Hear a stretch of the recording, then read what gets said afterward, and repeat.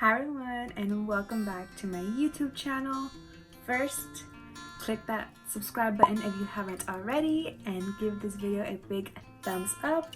Helps to support me. Today's video is going to be about being consistent with nutrition as a college student. And so I wanted to talk to y'all about this because as a college student myself, we juggle a lot. We juggle school, work, and extracurriculars, family and friends, and if we want to also live a healthier lifestyle, we gotta somehow put that in there, and then get good grades on top of that, and it's like, doesn't make sense, right? But I'm here to help you.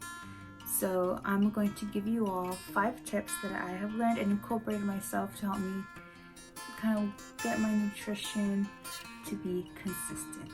All right, so without further ado, let's get started. So tip number 1 is meal prepping, and if you haven't noticed, I am an avid meal prepper, and for a reason. So meal prepping has just helped me to have access to just healthy and nutritious food while on the go. Like, I'm balancing work, school, my internship. I know it's a lot, but these college students are doing a lot, and especially if you want to have a healthier lifestyle, eat more healthy, then you gotta kind of make some sacrifices and really go out of our way to eat healthier. And so for me, I meal prep, and I usually get my groceries on separate days. So I usually get my groceries either Friday or Saturday, and then I meal prep on Sunday. Because if I do them both on the same day, it can be really time consuming.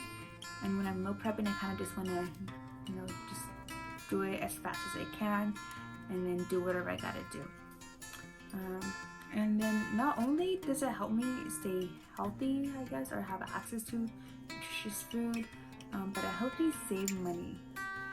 So every time I go to campus and I'm spending on campus on food, it's like $10 more for a meal. Like, I don't have that type of money. Yeah, I work, but I'm like barely surviving. So I would definitely save you a lot of money if you buy your own groceries and make food. You make food at home rather than buying something on campus, right? And if you are not into meal prepping, like, that's okay too. You don't have to meal prep meals. You could just prep snacks, or just chop up, some, say, romaine lettuce, some tomatoes, cucumbers, and put them on like a big bowl. So you have like salad you can just grab if you're hungry, or cut up some berries and then put them into little Ziploc bags and then take them to school as snacks. So you don't necessarily have to meal prep meals. And if you dorm, you could look at the menu for the campus cafeteria and see what kind of healthy options are available, and then kind of have a mental image about like what you're gonna fill your plate with, right? So you have your plate, and so half of it, make sure it's like veggies. It could be a salad, it could be any veggies that you eat or like, and then a quarter of it is going to be your protein source, so either chicken, turkey, tofu, tempeh, and then the other quarter is going to be some healthy fats. So it can be avocado, hummus, peanut butter, anything that floats your boat, right? Because having a plate like that will help to keep you satiated and full throughout the day. You don't want to be starving. You want food that makes you feel good and that helps you kind of stay awake and kind of not groggy throughout the day, right? And so that is tip number 1. So tip number 2 is having healthy snacks at hand and also having water with you while you study. So the reason I say that is because I am a stress eater. Like, I'll have my food with me and I'll eat it, I'll have my prep, and then but after, I'm kind of just like, you know what, I kind of want something to snack on. I have a sweet tooth, so I kind of want something sweet, right? So if you're a stress eater or just a snacker in general, I recommend having snacks with you, right? Healthy snacks. So that can be a fruit with some Greek yogurt, and it can be peanut butter with rice cakes, whatever snacks, healthy snacks that you like you can kind of munch on while you study. And so another thing is water. As much as we love coffee, we can't solely drink coffee. We need water.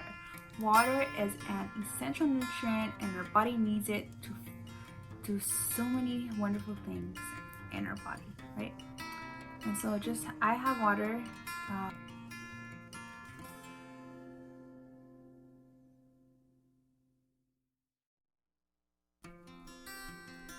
On my desk while I study, and it kind of becomes a habit of me just to grab my water and just drink it. Sometimes the body mistakes hunger for thirst. So if you're constantly drinking water, you won't be as hungry. So tip number 3 is shopping smart at the grocery store. So some people believe that eating healthier equals spending more money because healthy foods are more expensive. But that is not true. Repeat with me. Eating healthy is not more expensive, right? So let me explain. So the thing is, a general rule of thumb is that whole foods are going to be cheaper than processed foods. Sometimes I go to the store and I spend around $10 to $12 because I'm only spending on whole foods. And by whole foods, I mean like fruits, vegetables, whole grains, foods that are not processed. While like if I spend, for example, a salad. Let's say I have the ingredients for the salad. I have lettuce, I have tomato, cucumber, right? That's going to be really cheap compared to a prepackaged salad. Now, I'm not saying not to buy the prepackaged salad. If that's more convenient for you and you have the budget, go ahead and do it. But if money's an issue or just trying to budget a bit more, then you buy the ingredients separately and then make it yourself. With the prepackaged salad, just be cautious of the dressing. Use half of it or make your own with olive oil because it can be really calorie dense. That's my only caution for the prepackaged salads. Another thing is to write ahead of time what you need at the grocery store, so that way you're just in and out. Because if you don't have a grocery list, you're kind of just browsing through the aisles, and then you might grab some things that you may not need, and then that just adds up. So if you have a grocery list, you can just go get what you need and dip. And another tip, along with shopping smart at the grocery store, is shopping at the exterior of the store. So I don't know if you have noticed, but at the exterior are like the whole foods. So you have the grains, the poultry, you have the fruits and veggies, and then in the aisles you see it's all the processed food. So shop the exterior of the grocery store, right? So I hope you use some of these tips because it will help you save some money. All right, on to tip number 4. Tip number 4 is not to restrict foods. So while I first began my health journey, and even now, sometimes I feel the need to restrict foods. Like I can't have that cookie, I can't have that cake, and it might be like unconscious, but the thing is, at the end of the day, if you let these thoughts or get to you, or you restrict yourself of a certain food, you're probably going to end up binging, and that has happened to me a lot of times. And so the problem is with restricting yourself of foods is that you're gonna constantly be thinking about those foods when you could just have it. Why not just let yourself have it? That's when moderation is key. So I believe you can have the foods that you love. You can have your cookie, your cakes, your chips, whatever, in moderation. But that takes time. So I think that if you exclude yourself from restricting a certain food group, it could lead to unhealthy habits and even eating behaviors. But the thing is, you want to have a healthy relationship with food. And if you're truly having trouble with excluding food and just going and developing these unhealthy habits, please see a doctor or a registered dietitian. Ways that I have, I guess, enjoyed my foods without necessarily restricting them is adding them to my meal prep. Some people fear carbs, right? I love carbs. I love my bread. I love my pasta. So I add it to my meal prep. If I have a pasta, I just make sure to add lots of veggies. So it gives it volume and I have tons of fiber in there, so it keeps me full and satiated.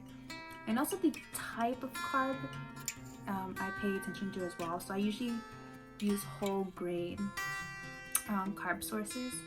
So I do eat white bread now and then, or white rice, but I try to eat more whole grain foods. And in terms of sweets, my parents love sweets. Oh my gosh, they always bring cake and pan dulce, and I'm here like, stop bringing that home. But I can't.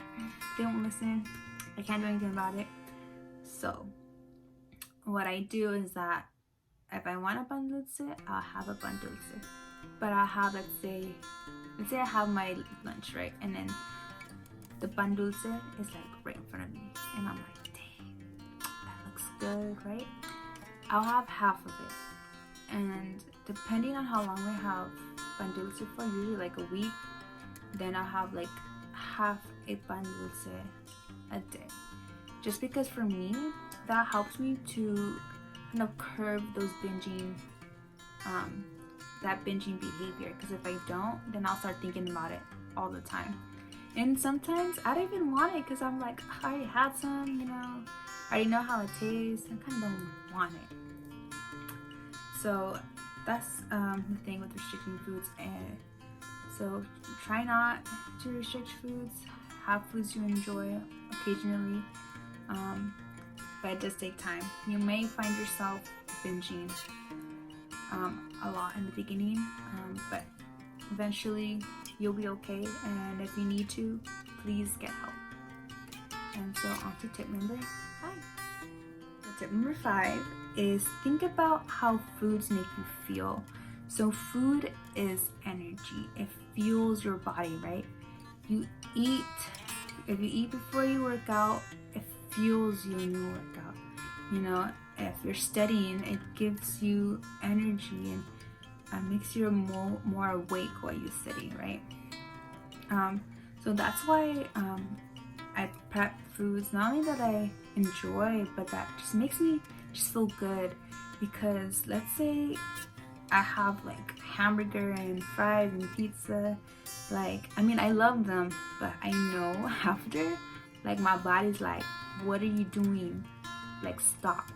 Because it just makes me feel so tired and so sick, and I'm just bloated, and I'm just like, I don't like this. It was so good, I don't like it.